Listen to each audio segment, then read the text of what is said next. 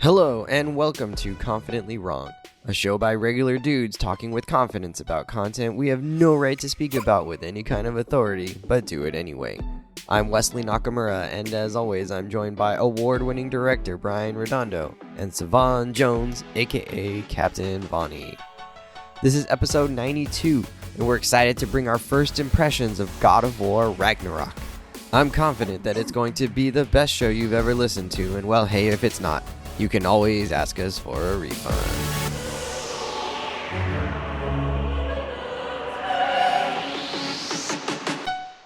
Incredible!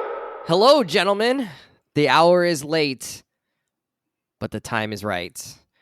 We're getting into God of War Ragnarok, one of the newest hit titles. Everybody's playing this effing game. I go on PlayStation, and it's like, so-and-so, God of War, so-and-so, God of War, so-and-so, God of War. It's like, goodness gracious, isn't anybody playing Apex with me anymore? The answer is no. So we finally does this get make to you go no back. one? Are you no one because you're not playing God of War Ragnarok? I'm doesn't not exist. everyone. Yeah. We finally get to go back to the Nine Realms. The Norse mythology is back again. Atreus, Kratos. How did you feel about the series going into this? And I'm just going to answer my own question because, maybe about a year and a half ago, I got God of War. Obviously, I was late to the party as it was. And I felt like the game was just kind of slow. I felt like I was boxed in by some of the levels, by some of the puzzles. Atreus is probably my biggest complaint of that game. He is so annoying.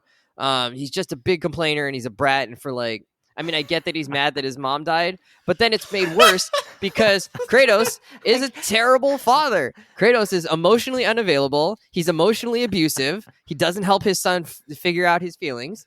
There's like toxic masculinity for both of them ramped up to 1,000. And why did I have to spend so much time in a fucking canoe in this game called God of War? Why was I in a canoe all the time? I don't get it. So anyways, there was a lot to like. Who hurt you? Yeah. There was a lot to like. What toxic masculinity cycle are you stuck in right now? Who urinated in your cornflakes? No So- frosted. Maybe I'll like it.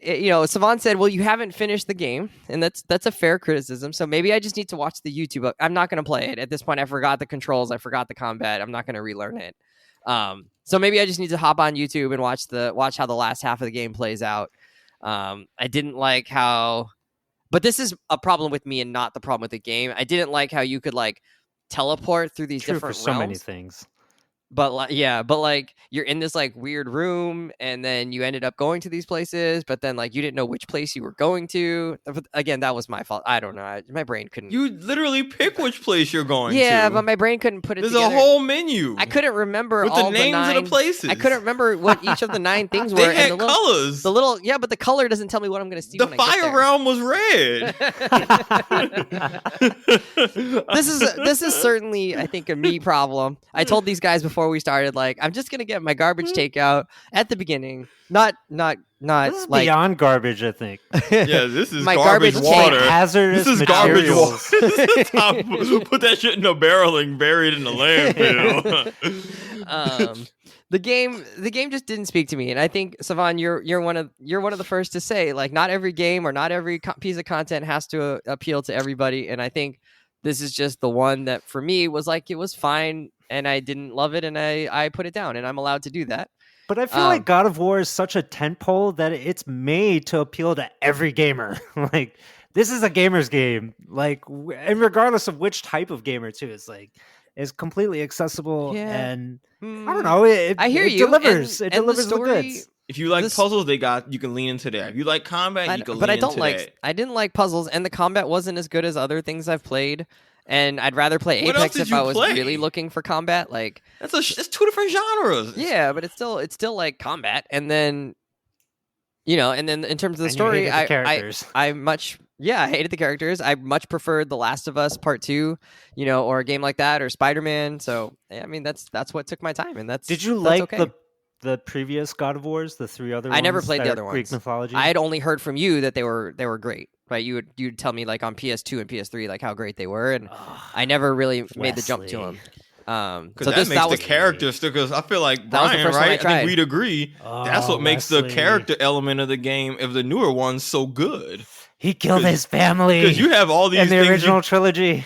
Yeah, well, like- see, that's a piece of He's context the that probably ghost would of have helped. Sparta. Oh. Oh my goodness. Even if Well, you never like- played God of War, everyone who went in who didn't play it knew, like, I don't know the story, but I know he'd be a badass killing gods and stuff. I'm like, all right, cool. Then you understand that if this man is being quiet and soft-spoken, this man done grown. This man done made some progress. He killed Zeus. Because in the previous game, his body count was absurd.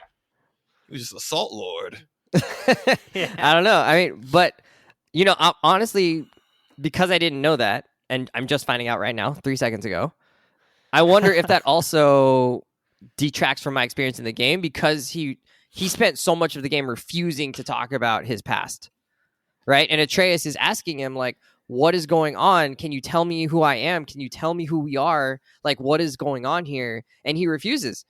For hours and hours and hours of canoeing time If to you talk played about the games, Brian, you would know why you do not want to talk about them. Okay, It's but- like, But you that, hated the sequel because you never saw. well, but the original. game should also. I mean, the game should also stand on its own a little bit too. you I didn't think. finish it. All of these things you're talking about get resolved by the end of the game. All right, but He they didn't does resolve fast ultimately enough. tell I mean, I Atreus his played backstory. probably. Oh, okay. I mean, that's helpful.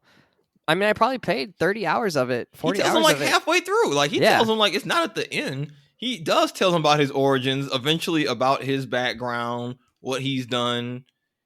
Like all of I'm that not- happens. You just I'm didn't not finish saying the game. it wasn't. I'm not saying other people can enjoy it and think it was great. I'm just saying for me, it didn't hit. I think I'm allowed to say that it didn't hit for me. You're allowed to say it didn't hit, but your reasoning is bad. No, it's not.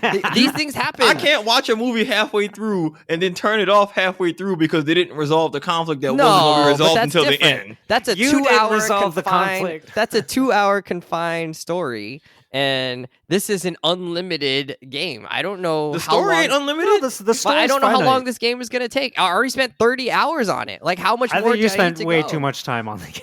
Yeah, Wes. The game I How think is much this like game more is done at 30 hours. I mean, I was 30 hours in. That's how long it was taking me. Also, the thing about the game, and you complain about the canoe and the characters, is that the canoe is what allows for all the character development to happen. Like that's when you get to see your relationships build and actually grow. Sort of. 'cause But that's you also see- where he refuses to talk about shit. Yeah, it's also what Kratos, it gives analogy. He tells stories, and you get to get peeks into it. But it's a slow burn, homie. Like it's a.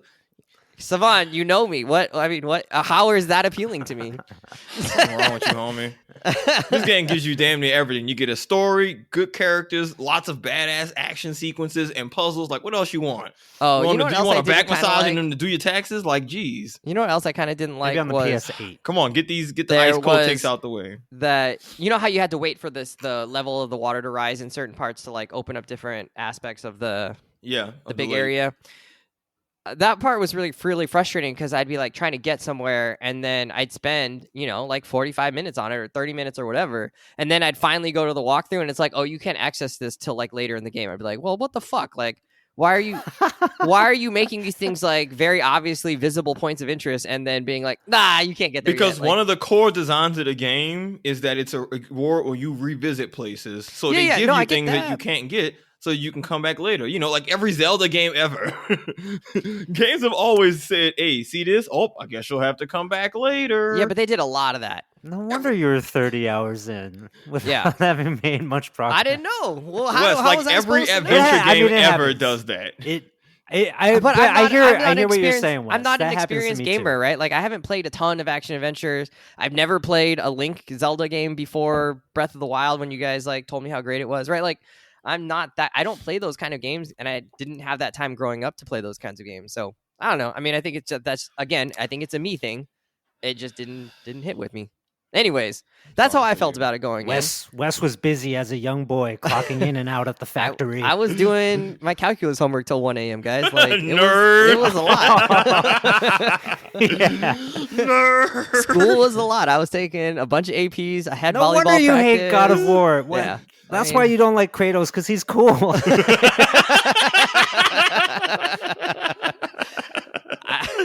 I'm not gonna argue that. I'm definitely not cool. Oh, Lord. Oh, that's good. The dunk on Wesley pod. That's what this is now. I see. No, you did this to yourself.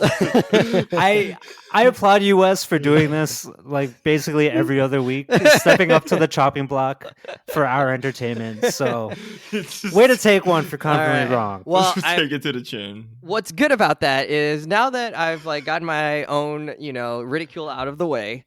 I haven't played the game. I'm not really thinking I'm gonna get this one. I'm super busy right now at work and all these things, and I'm still playing Apex and Overwatch, and I just downloaded a couple of other games that I want to play but haven't had time to. So this is probably not one for me. So I'm just gonna play the naive host and ask you guys some questions. So let's start with the same one, which is how excited were you about this game coming into its release? Savon, obviously you love the series. You've been enjoying it so far. But what did you feel before you even started? How are you taking this? Even before the game came out? Yeah. So, I'm usually a person who I know you try to have no expectations. Yeah, I try to temper my expectations. No, I was 100% hyped for this game from the moment I finished God of War in 2018. As soon as I finished the game, I was like, oh, it is on. And so I've been extremely excited. At the end of that game, Brian, I told you about that secret ending. Did I ever send you the clip? I think you did. Yes. Yeah. So you might have seen it. Thor. Yeah. Yeah. Now that was in which 2018. I totally missed. Yeah, I know you had talked about you had missed it. So like I saw that in 2018, and my hype was instantly there. I was like, oh, so we're gonna get a Thor fight. We're gonna get just more of these Norse characters. Odin is only even Odin and Thor, right? They're literally talked about throughout the entire game. Just through stories, and you don't actually see them or at all, just hear them by name. Just their statue. Yeah, so the hype of them getting hyped up, they spent a lot of the game hyping these guys up. So that alone just had me ready for it. Once we get the reveal at the end of God of War 1 that Atreus is actually named Loki, and we see this pantheon of other gods from like different cultures. Just the way they had that ending of really saying, hey, this is a big world and this is about to pop off. The hype was there. And, there's not a lot of stuff where I'm like, oh, day one, I got to get this. I got to hurry up and play this. But I took off to play God of War. Like, I bought it, like, pre-ordered, and I took off the day it came out because I was like, yo, unless the game actually, from a technical perspective, just glitches out, it's not going to be bad. Man, you did a Madden day all on your own, but for God of War. Oh, absolutely. It was nice. God of War day. And it was a great day. Like, time well spent. Brian, what was you're not someone who's been too hyped about this, I feel like, outwardly, as much as you've been hyped for, like, the Breath of the Wild sequel. So what was your status? Tears of the Kingdom, here we come. I'm a big God of War fan. Oh, okay. Right. The first God of War blew my mind. The second God of War is even better. I loved, oh my God. Like it's like a kind of game that I didn't even know that I would love, right? It's like hyper violent, hyper masculine, and just a lot of toxic chopping heads off and taking names. But it is so gratifying. And the melee combat in the entire God of War series is always the high water mark for melee combat in video gaming. Like it just feels good. Like it's always fun. It's always satisfying. It's always just the right amount of challenging. Like it might take you, several tries to clear an area or defeat a boss or whatever, but it's not punishing in the way that Dark Souls is, where it just becomes masochistic. And so like, and you feel like a badass. Yeah. You feel like the God of War that you're supposed to be. So when God of War for PS4 came out, right, this sort of reboot, chain of scenery using Norse mythology, I'm not as into that as I am the ancient Greek mythology. I think just like the gods and stuff and the stories are much cooler, and I'm much more familiar with them in the previous iteration. So like the Norse mythology is cool. I really enjoyed God of War on the PS4. Even though I can see where some of your gripes are coming from, Wes. Like, yeah, sure, there's a lot of like canoeing and whatever. And Atreus is an annoying bratty kid because he's a kid. He's meant to be, right? And that's definitely and part he of it. lost his mom, and his dad is kind of a jerk. His dad is not a jerk. He's just misunderstood by people like you. I mean, it's like I mean, it makes he's sense. going like, through something himself, Yeah, right? like- and I think he's made actually a much better character because of Atreus. I will say that, right? Like in the original trilogy, God of War is like Kratos is mostly a solo character and does reprehensible things, and you kind of laugh as you're forced to do those reprehensible things. But in the new God of War series, right, with Atreus, he's actually become more of a character, more of a fully developed character, because now he's in charge of this young boy and he's able to show caring in his own God of War way, right? Which you describe as toxic, but in this universe, it's like, oh, this guy is he's trying to redeem himself. He's trying to do right by the people by the only person he cares about. And I think seeing that kind of growth in his character is a treat. Like the other thing that makes God of War great as a series is that the writing is really top notch. Like the story and plot line, all through and through, excellent storytelling.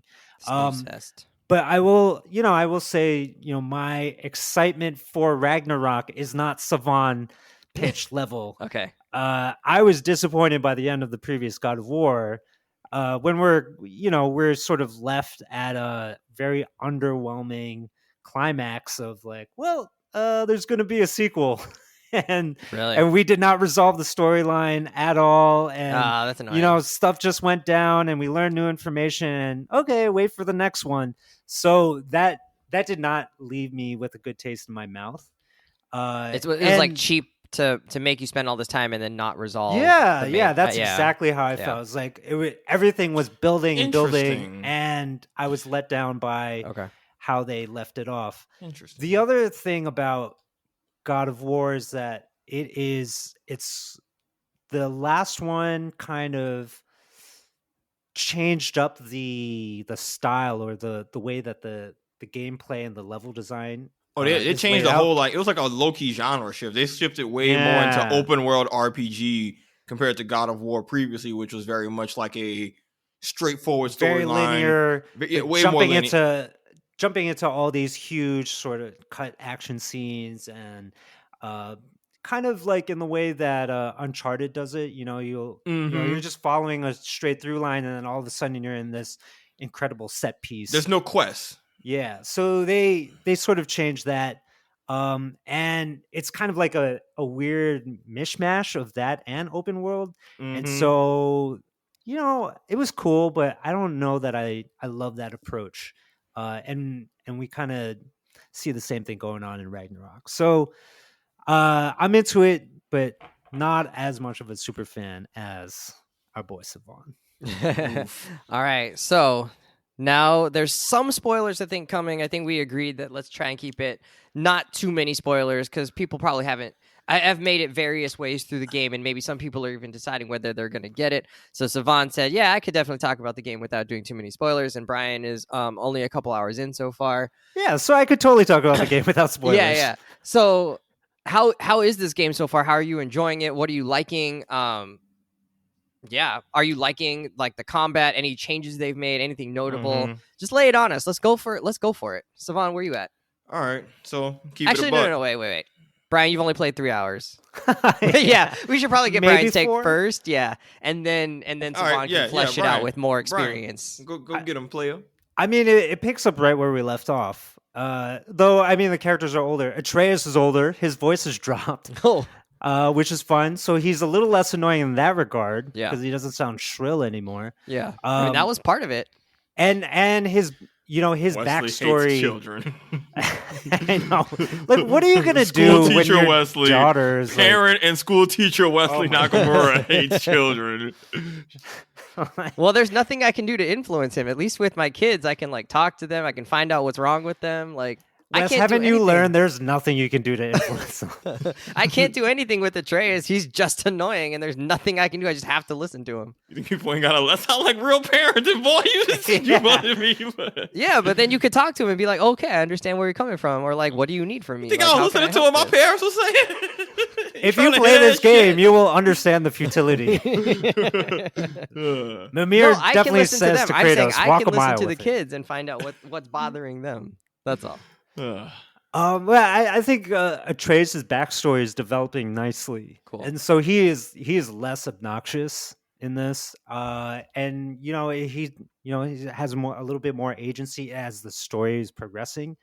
In terms of the gameplay, just like a few hours in, it's very similar to the first one. It feels a lot similar to me so far, but you do get the advantage of starting with both the Leviathan Axe and the Chains of Chaos, so you already feel like the badass that Kratos is immediately.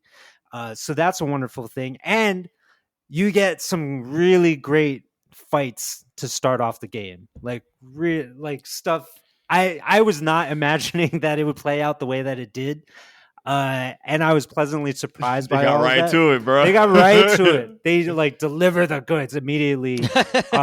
Deliver the goods. Yeah. Can I say that like this so it doesn't sound as What do you gross? say? What do you say as- before he smacked him? Fine, more fun this way. Yeah. Fire! Yeah. So there's a lot of fun going on, and then once you sort of get into the core gameplay, it does feel very similar to the previous game. There's canoeing again. there's level jumping again, going through doors to jump to different levels.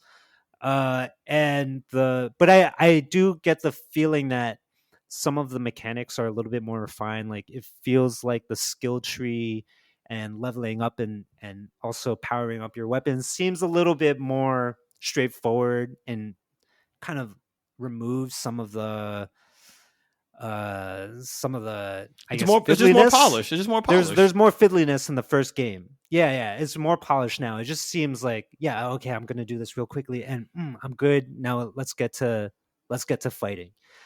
So I think all of that is there, and then again, going back to the story, I think the dynamic between Kratos and Atreus is just getting better and better, right? As he gets older, as he is, more combative with his own father, as Kratos himself is learning how to be a parent, I think, the dynamic is a lot more interesting than it was before, where it's just like, boy, you're the worst son. Get over here, right? It's like, boy, it's a do little what I different say. now. That's all it was like, boy, do this. I don't care.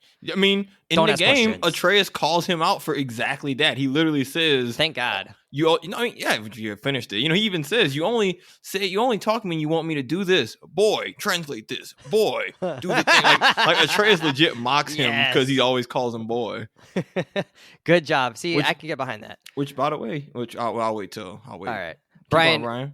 Do you feel like the move to PS5 in the next gen was taken advantage of here? Honestly, I haven't really paid attention to that, so Okay. it's not very apparent to me. Other than the load times are quick and fast. Yeah, they're Nice. basically You non-existent, don't have right? Like 3-minute elevator rides anymore? I die and then I'm right back in the same fight. So that's fantastic. What I will you die say, a lot. You will be dying a lot in some of these fights. Like it's very much like an Elden Ring feeling of, oh man, I'm glad I can reload into fights quick because some of these fights I'm getting my ass beat. And I was surprised at how quickly I died in the game. I was getting actually, cooked. I was like, "Oh, wait a minute! I thought I was good at this game. I kind of forgot. I thought I was a god. moves. I thought I was a god. And the God of War or Yeah. something." I keep pressing the circle button to dodge and roll, which I think is the same button in Elden Ring, but here in the game it's X. So I keep basically like shooting myself in the foot. Oh yeah. Yeah, X should be jump. What are good. they doing? There's no jump button. There's in no the game. jump in this Oh game. my god. Yeah. Why is there no It jump works. It's a good thing. button? Okay. If you Yeah, say but I think the combat is still really tight. It just, as I said, it just feels very seamless and smooth, and you feel like the God of War for sure. Facts. so. All right. Savon, how does this game for you compare to the first one? Y'all remember when we were talking about Breath of the Wild and Breath of the Wild 2, and we had that conversation how for certain sequels, you don't need to tear it down to the foundation for a sequel. Sometimes it's good to take what's already a good thing and just perfect it.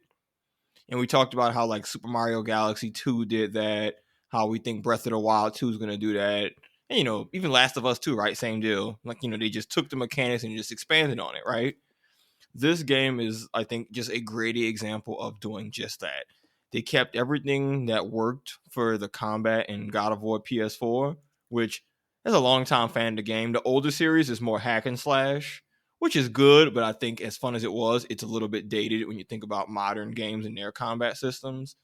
So God of War PS4 already modernized their combat way more, where, to Brian's point, you really got to master the dodge and roll system and know how to really block and parry. Yeah, and those it really witches does. will get you, man. And those Valkyrie things. Oh yeah, Take me out so in a heartbeat. Yeah, the older God of Wars, you could kind of turn your brain off a little bit more in the combat. And Sign me so up for and so for Ragnarok though, button smash. yeah. Yeah. And for Ragnarok though, they just took it to the next level, right? They kept all the main mechanics of the combat, but they just added more. There's more elements to, like before, the only elements you had were what? Poison, fire, ice. Very, very rudimentary. Now Yeah. there's Sonic. There's, I'm not going to say others because spoilers, but there's way more ways you can apply status to enemies. The way Atreus' moveset is expanded on, he can do way more. The way Kratos' moveset is expanded on, the combat just gives you a lot of options. You start the game with the Blades of Chaos, so you already start the game off with 2 weapons and barehanded. So it's not an action game where you start off and how some games, it's an action game and you have to really progress before you can really do cool things. You have a pretty fleshed out moveset even in the very beginning of the game, Brian. I think you might agree. Like, Oh yeah, you already for sure. have like a lot of dynamic ways to fight. So the game just gives you a ridiculously big toolkit that lets you do fights how you want. Friend of the show, Mike, I was watching him play some God of War, and I was watching him do a fight that I did the next day, and just our styles of fighting and how we level up and do armors and just the RPG elements, like, lets you really, approach fights how you want. The game kind of has a bit of a Dark Souls Elden Ring feeling, though, in that, the same way Kratos has become more disciplined and refined, this game, the combat is very much the same. If you fight undisciplined and you don't actually really pay attention to what's happening around you and use your full moveset, you are going to struggle in this game. And the game, like to Brian's point, the game is challenging. It's not obnoxious, but you have to use like Brian, like what Mike said, this game, you have to use all the wrinkles in your brain.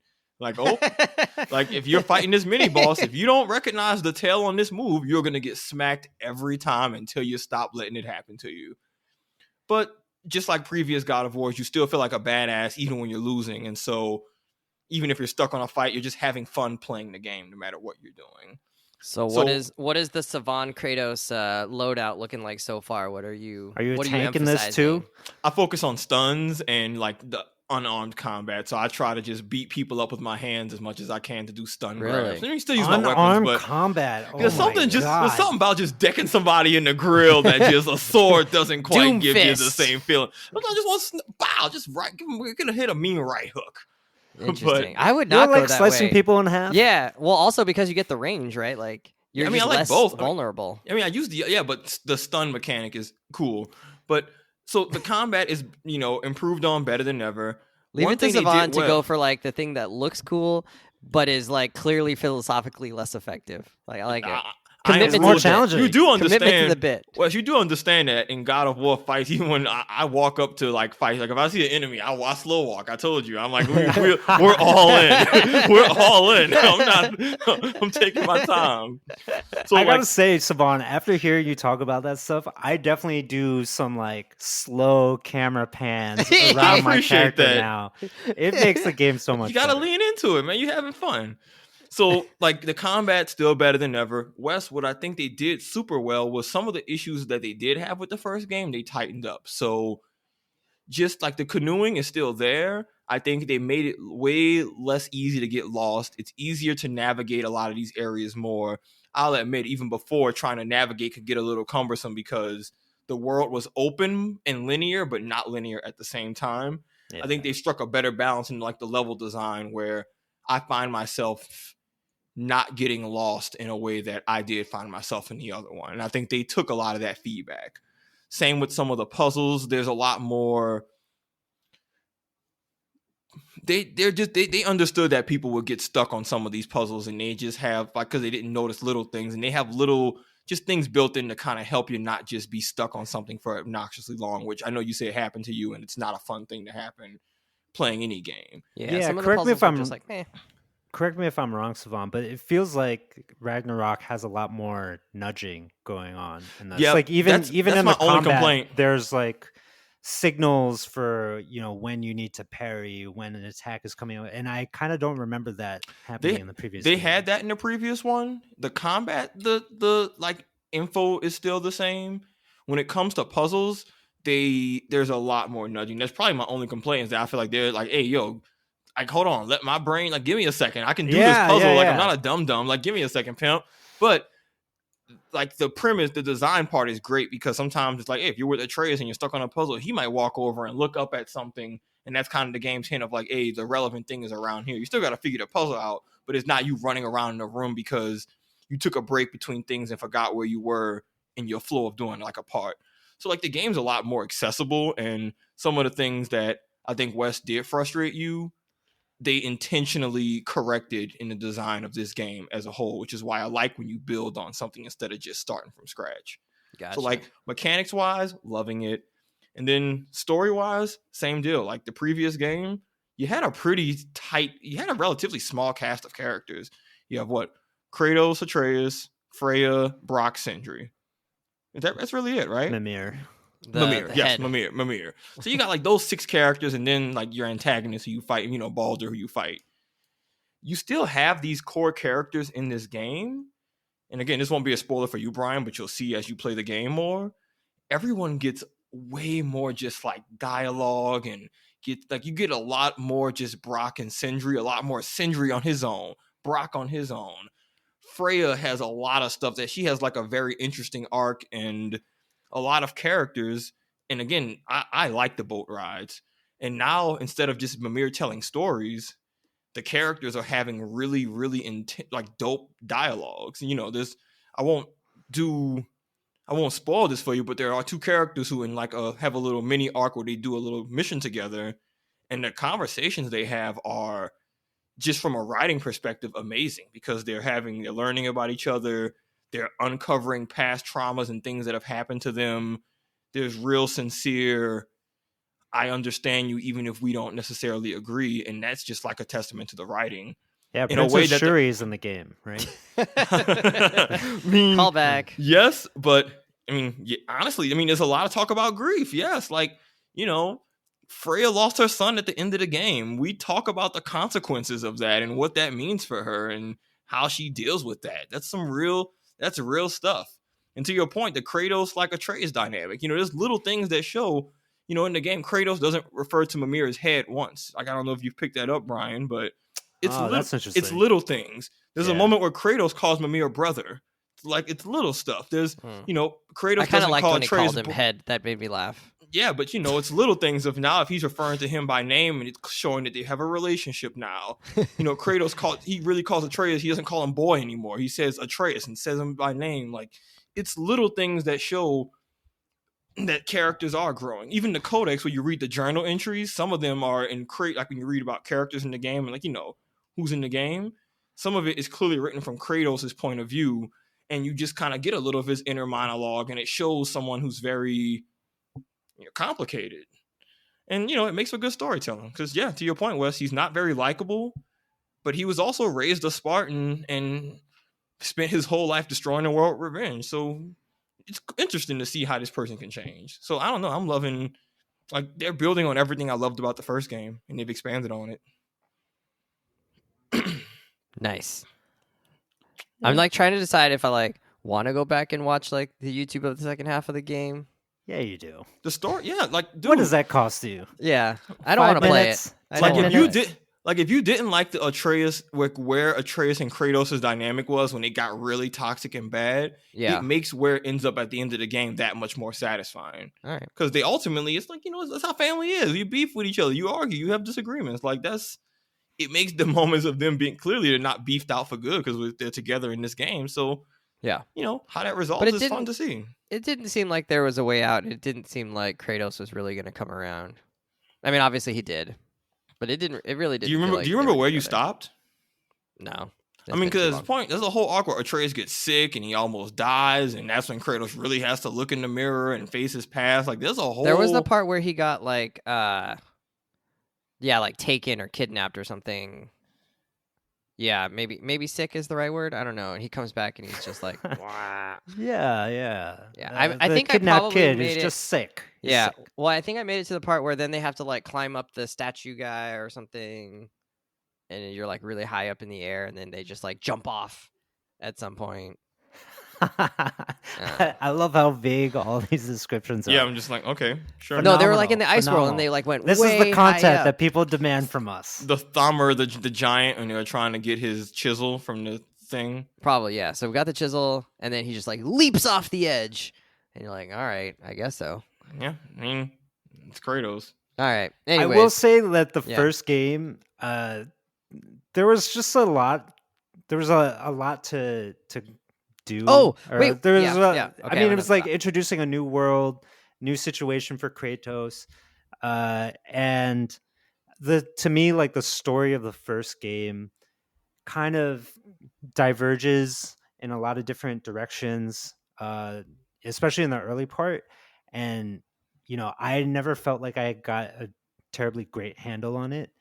But in Ragnarok, because it's so focused on what just happened in that game and the aftermath of it, it feels like it's a much tighter experience, right? Like I might enjoy that more. story wise, Yeah. right? Like it's very clear what's going on, what has to happen, and sort of the looming threat is really intriguing to me, at least. So I think that's a good driver for the game. See, that's interesting because I thought the God of War 18 story was pretty straightforward. The whole point of the game is we got to spread the mama ashes.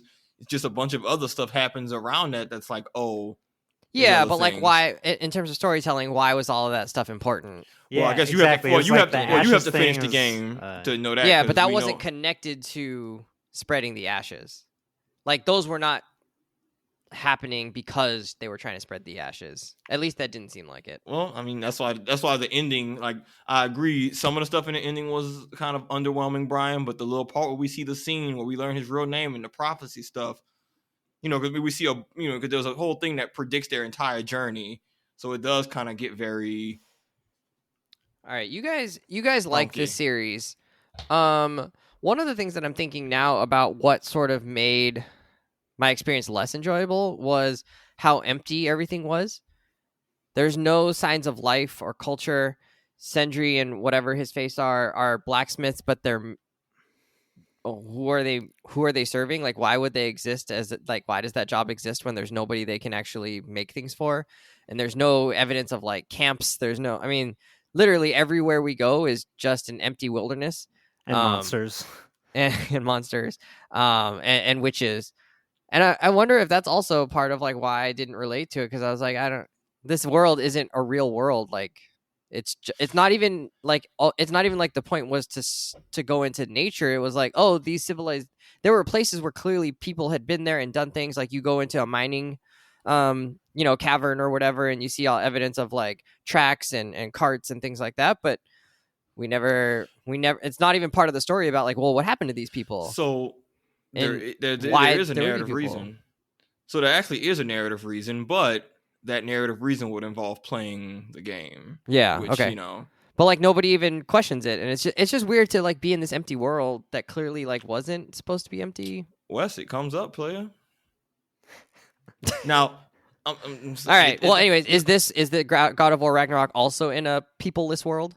Yes. Yeah. Wait, where are you at, Brian? I'm not far in the game. I'm like basically in the Flintstones area. Okay, Wes, this is actually what I'll tell you, because there's actually a lot of layers to that question. It's a good question too. Yeah, like Horizon, right? Like they clearly the people and the cultures are really important. No. I think that detracts from that whole game. No, I can give you I can give you a real answer though, Wes. Real talk. So there is a narrative reason behind why everything is dead. Okay. Ultimately, it has to. Is that what it is? That people are dead? The world is literally in a state of just like disrepair. Okay. Partially because of the actions of Odin, which as through the game you figure out, like something's happening in hell where souls can't go to hell because he screwed over the Valkyries, and that's why people's souls are stuck in the world and everything's like. There's a specific reason why you don't see living people that the game kind of touches on. Mm-hmm. So they kind of give a narrative reason why. Okay. And there's some other places, like the place with the elves, there is a civilization there. They're just at active war with each other. Okay. But so there's I a don't think I ever reason. got to the elves. Yeah. So there's a reason why. But I agree, it takes away from the game, even if there's a narrative like reason why. Because I felt the same way of, oh, I get why it's supposed to be everything's dead and there's a narrative reason. It still takes away from what otherwise is still a really cool world. Yeah, for sure. Like, so there's a kind of two-pronged answer to that. All right. But Fair I enough. do think in Ragnarok, they do. This isn't a. I'm trying to be careful. Make sure I don't word this in a spoilery way. You get to see other civilizations that you didn't get to see in the first game because the realm tree locked them away. So there's several realms that you can't get to in God of War 2018. Story reason throughout the game that you do get to go to in this one. And those places have been protected from a lot of the apocalyptic dead stuff happening in the places we spend the first game. So there's narrative reasons why you get more of actual civilizations in the next one, but it is a rightful critique that the lack of civilization in the first one makes the world feel empty, even if there's a story reason why. I completely agree. So they do address it. That's interesting. Actually, that was one of the reasons why I felt the 2018 game did not have a satisfying climax, was because some of those worlds remained locked by the end of the game. And it set up this odd expectation, whereas like I thought there's going to be so much more, and then nope, there wasn't. No, so like Asgard, Vanaheim, Svartalfheim. I think I'm playing the game so much that you damn learn the pronunciations.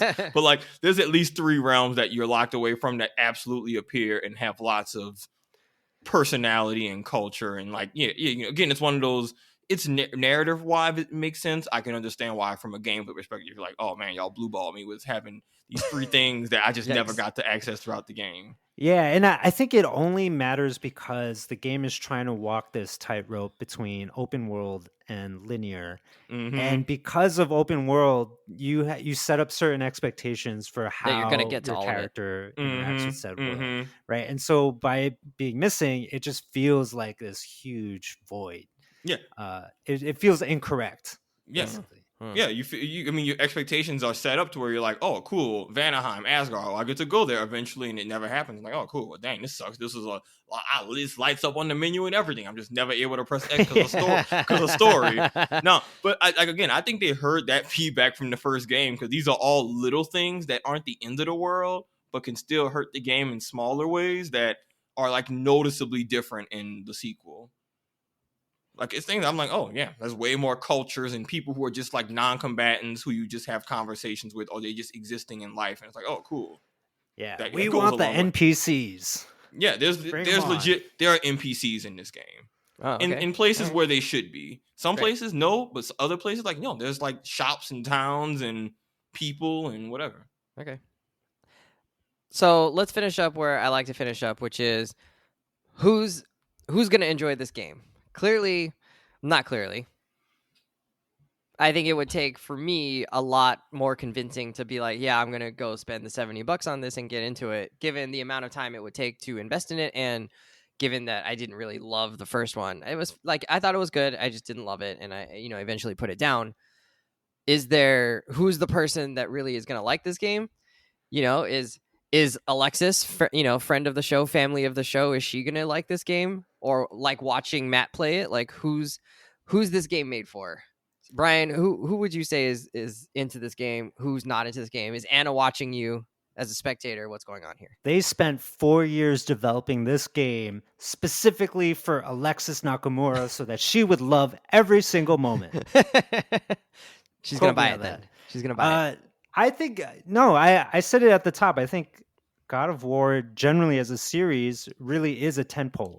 It can appeal to a wide swath of gamers because the world is so colorful and ornate and detailed. I think the story is very strong, and the gameplay is some of the best video game mechanics ever. I mean, definitely in terms of melee combat, right? Like it's just really high quality. It's deep and flashy, which some games you're flashy and you feel cool, but it's not super deep and skillful. And then Spider-Man. but I loved it. Yeah, which I mean, there's some, which maybe that's like one, and then there's like Elden Ring and the Souls games where there's a lot of skill, but you don't really feel like a badass. The moves are very kind of, and this one, like, sorry, Brian, there's lots of flair. I mean, and it's always fun, right? Like it's challenging, but it's always fun because it is flashy.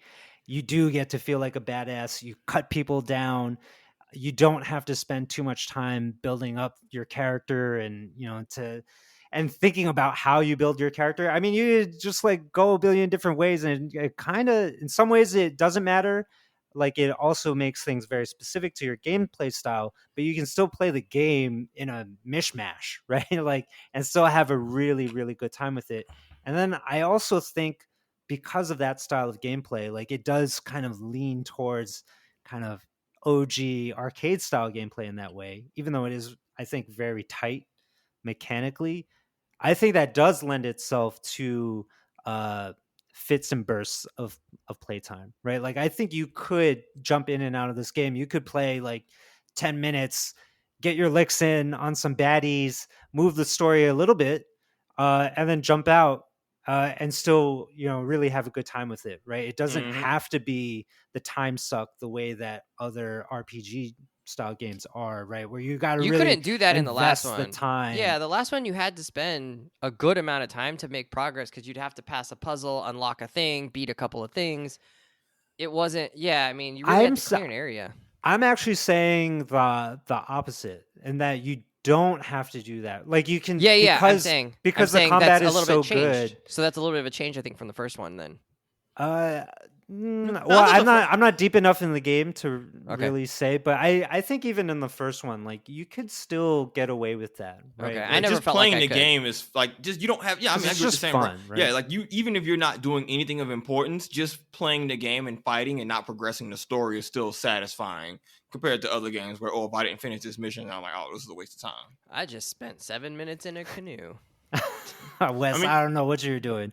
Yeah, but bro. I will say in 2022, at the end of this year, right, with Ragnarok coming out in this time frame, post Horizon Forbidden West, post Elden Ring, post Miles Morales, even and the Spider-Man games, for me, something does feel a little bit lacking now coming to it at this period where I do want all that other stuff, right? And so for me, Ragnarok, it fills a certain itch, right? So that fun gameplay mechanic that I'm talking about, but at the same time, it feels like it's lacking the depth, it's lacking some of the greater world building, and the myriad of characters, and just the freedom to go explore and try different things and try different styles of gameplay and just really uncover every nook and cranny of the world that the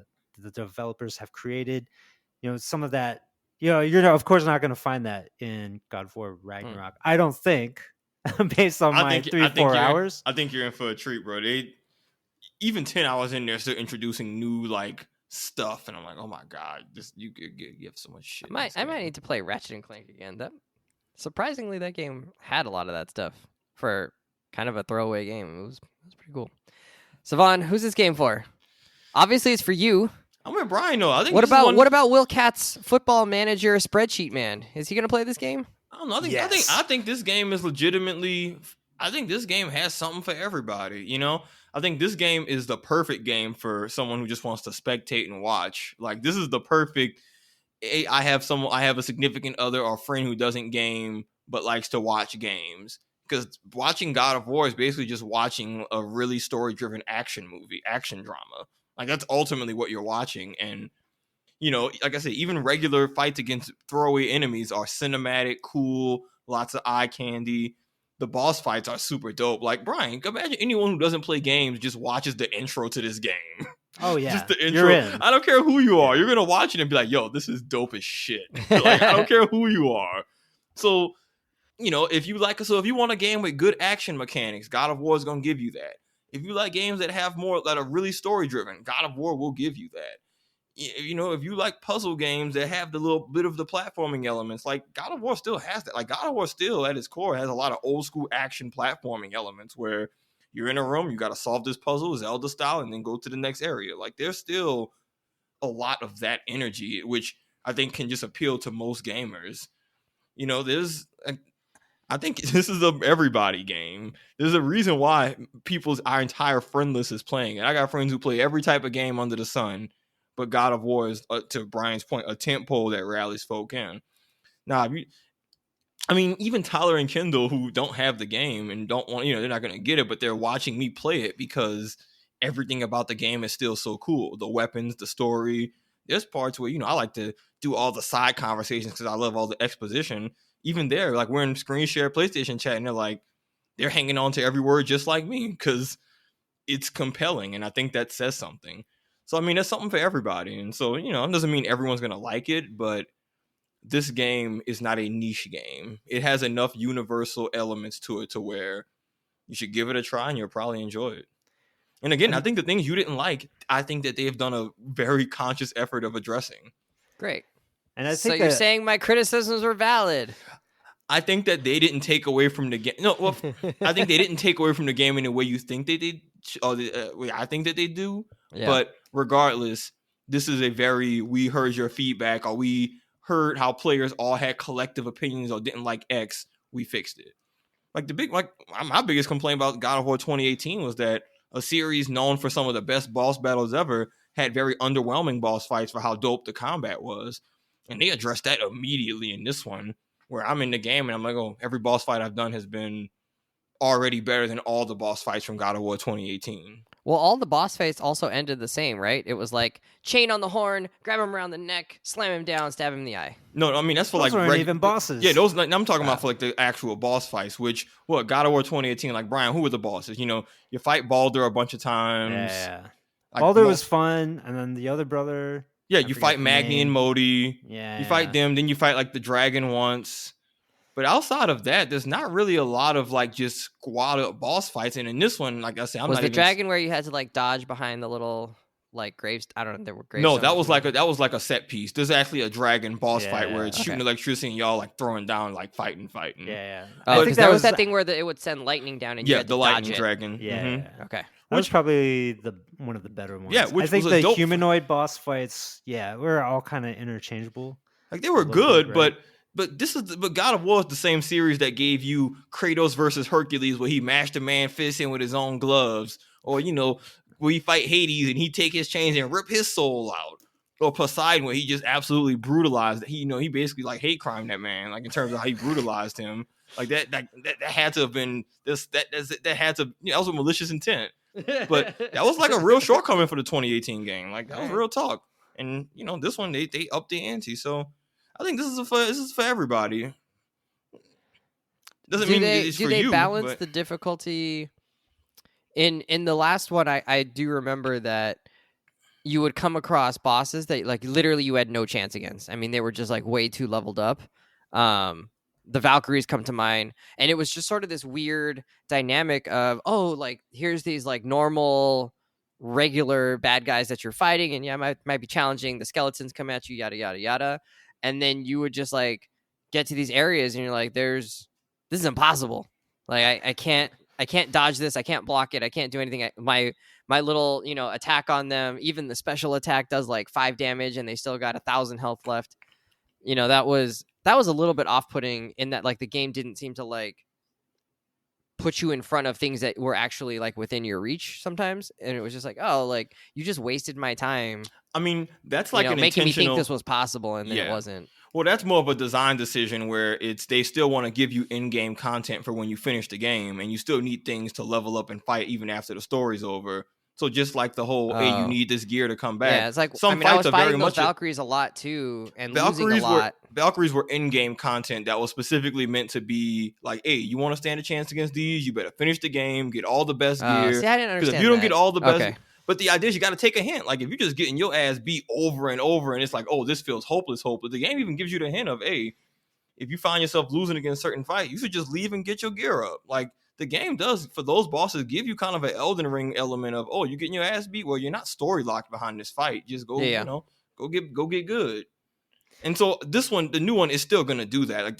They have something that's comparable to the Valkyries that's oh, you getting beat too bad, hey, you just got to come back later when you're stronger because All right. you're not ready.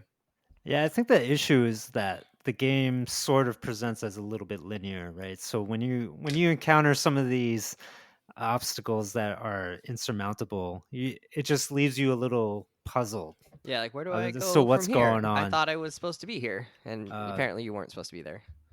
Yeah, but it sounds like Ragnarok has struck a better balance between those elements, and I'm looking forward to getting more hours. You know what? They present them as optional boss fights a bit better, maybe, because maybe Valkyries felt a bit more like mandatory, even though a lot of them weren't. But in this one, someone like, oh, this is a boss that you might not be ready for. You have to like activate a gravestone to make the fight happen.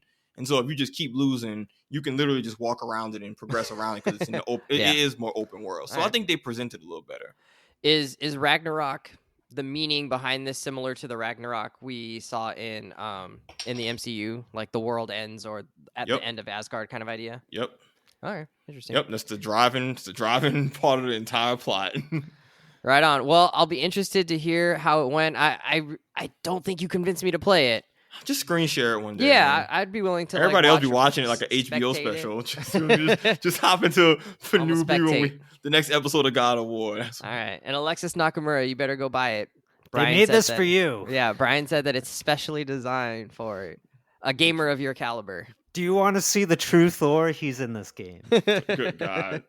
Yo, Brian, this isn't a spoiler, but when the fake out part where he smacked him and you're just like, wait, did I not press the right button? And he's just like, oh no. And he hits you with that, the defibrillator. I was like, oh boy, that was amazing. That was amazing. Like that was pure God of War moment. That was like, oh no, what happened? Like, what? Nope. I'm gonna send it to you, Wes. It's so sick. All right. I don't want to spoil it for nobody because it's like one of those. They always know how to do things. They always do things extra in the God of War series, but they do it right, and that's what we love. Nice. Well, friends, it's been good to learn about this game that everybody's been talking about. Hopefully, the people listening out there have had their interest piqued. What is it? Piqued. And we'll check it out and then let us know what they're thinking, how much they've enjoyed it or not enjoyed it, as the case may be, as some of us on this side are. And if you haven't, that mic. yeah, and if you haven't checked out our breakdown of Black Panther from last week, make sure you do so. We had a great fun talking about all of the special moments that came through in that movie. Really worth your time. Also, tell your friends about us. We've had a great time. We want more people to check us out, more people to bring into the community of Confidently Wrong, and enjoy all of our stuff with. So have a good one. This will be it. We'll see you in a little bit. Bye. Bye. The Addams Family. I don't know what's happening there.